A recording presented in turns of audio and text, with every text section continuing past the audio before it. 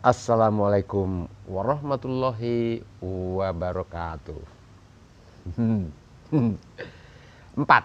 Dia kita tiba di episode yang keempat. Dan di episode ini begitu banyak yang mengatakan bahwa di karya-karya anak-anak bangsa, di video-video tentang Satrio Piningit, di mana Satrio Piningit itu dikatakan sebagai insan terpilih, manusia pilihan.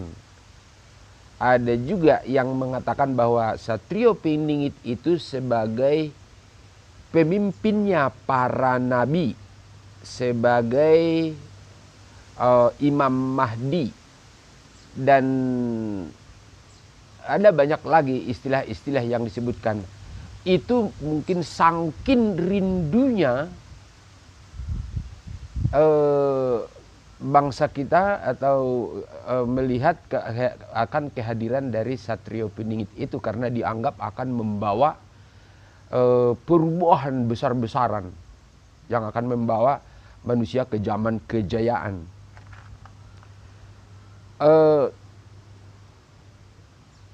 Pemimpin para nabi, Imam Mahdi. Dan saya juga ketika melihat apa yang mereka katakan itu,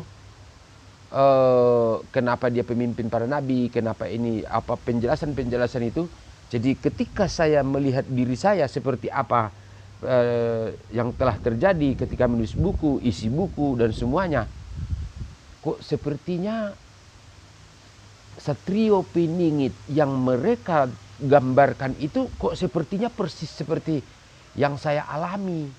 Apakah memang benar-benar Juan Siregar itu dengan Satrio Piningit adalah orang yang sama? Ya, tidak tahu juga. Makanya ini saya coba menyampaikan tentang siapa itu Juan Siregar dalam kaitan dengan insan terpilih, manusia pilihan itu, sehingga nanti kita melihat betulkah dia juga adalah orang yang sama dengan Satrio Piningit. Ya, berjalan dari masa lalu, memang ketika saya awalnya mulai 98 memang ya, yang secara tertulis itu berawal 98, beberapa kali dialog dengan almarhumah ibunda di akhir tahajud. Setelah menulis cita-cita dan impian, memang kejadian luar biasanya adalah ketika dalam hanya 10 bulan ya katakanlah setahun, itu mampu mendirikan perusahaan dan sudah beromset miliar. Itu dengan mempraktekkan apa yang ditulis itu. Jadi secara keduniaan pun luar biasa. Secara prestasi kerja, secara prestasi itu hasil dengan menulis niat, menulis cita-cita, diserahkan kepada Allah dan dijalankan seperti apa yang ditulis, diperjuangkan. Oh, hasilnya ya seperti itu. Nah itu karena memang tujuannya untuk membangun bangsa tadi itu, memberikan pelatihan kepada begitu banyak, sudah ribuan SDM.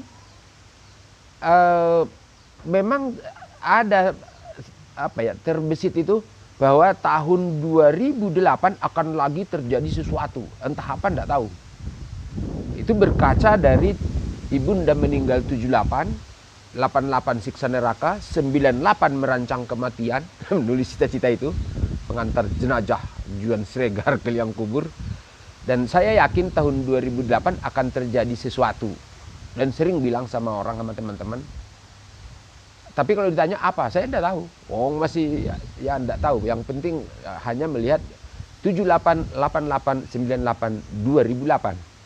Dan benar, yang terjadi apa? Ya mimpi melihat tulisan rahasia iman dan menulis buku. Dan hanya dari 2 kata rahasia iman itu bisa menjadi 16 buku. Tentu yang 13 pertama itu ada di semua unsur negeri ini. Istana Negara, nggak tahu berapa eksemplar yang dikirim, berapa terbitan yang dikirim ke sana.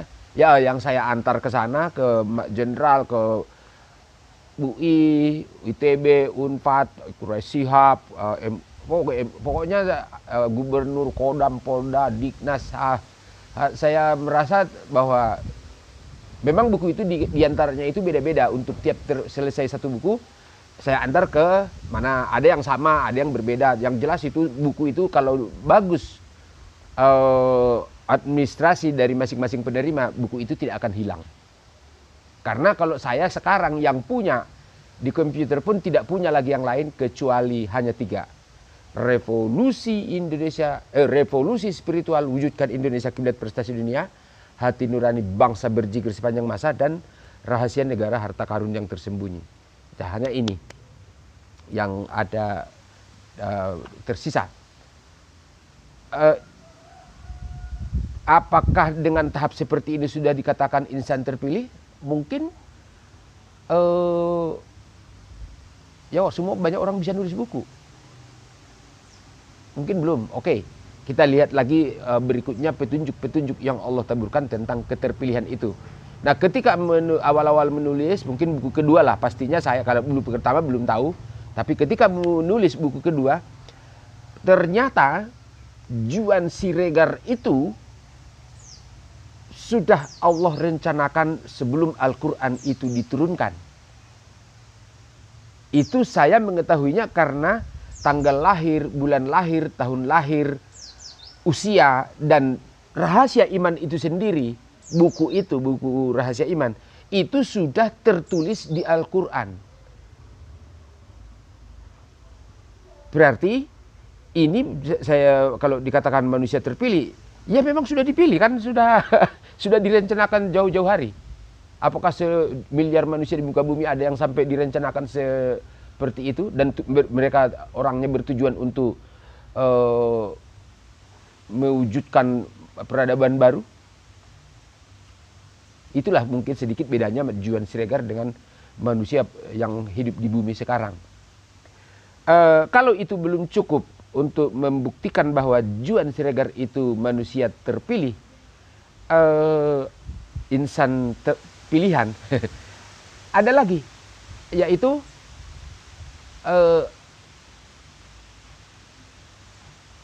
peristiwa siksa neraka 2 kali dan diangkat ke langit. Dan ini adalah puncaknya menurut saya. Diangkat ke langit, disiksa neraka, harus belajar, oke itu mungkin banyak dialami orang, tapi kalau diangkat ke langit mungkin juga ada. Tetapi kalau diangkat ke langit dengan membawa perintah, membawa turun sempurna agama Allah, dan Allah menyebut itu sebagai berita besar. Inilah puncak dari bukti-bukti petunjuk Allah bahwa Juan Siregar itu adalah manusia terpilih atau insan pilihan.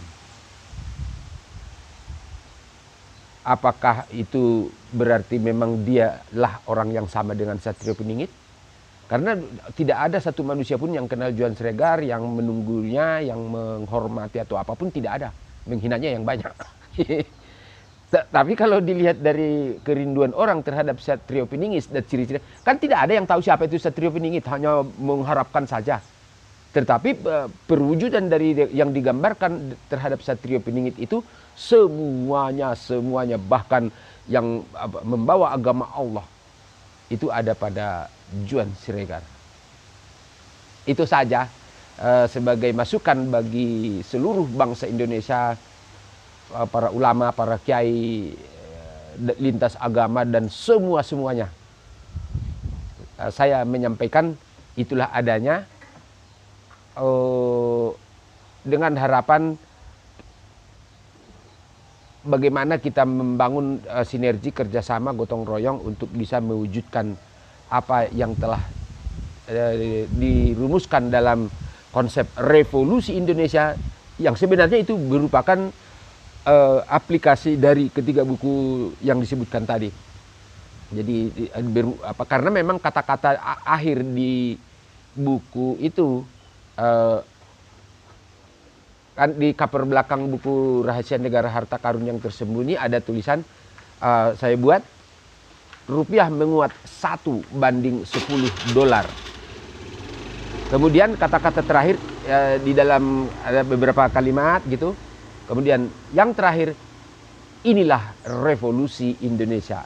Berarti dari Rahasia Iman menulis 16 buku dan kata terakhir dari Rahasia Iman itu buahnya adalah revolusi Indonesia.